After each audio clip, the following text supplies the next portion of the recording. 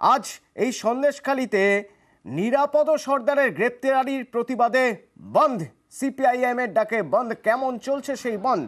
12 ঘন্টার এই বন্ধ, আজ সকাল থেকে বন্ধের কতটা প্রভাব পড়লো? জিয়াউল প্রতিনিধি আমার সঙ্গে রয়েছেন। জিয়াউল, এখন সকাল 10টা, সকাল থেকে বন্ধের কি প্রভাব লক্ষ্য করা যাচ্ছে?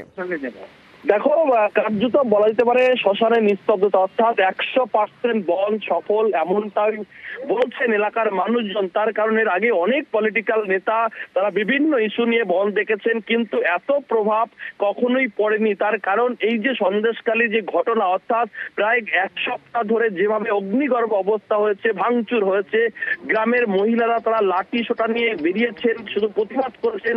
এই যে এখানকার একাধিক যে তৃণমূল নেতা রয়েছেন, অর্থাৎ এই যে শেখ শাহজাহান ঘনিষ্ঠ এবং ডানহাত বাহাত পরিচিত শিবু প্রসাদ হাজরা, অন্যদিকে উত্তম সর্দারকে গ্রেপ্তার করতে হবে, গর্জে উঠেছে এলাকার মানুষজন।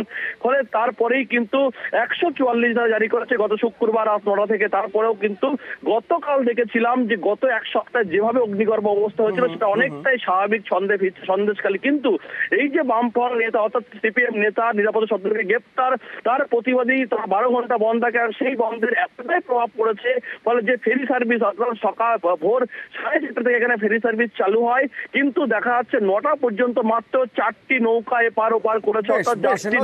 বেলা গড়ালে বন্ধের কতটা প্রভাব কিভাবে পড়ে সেদিকে নজর থাকবে।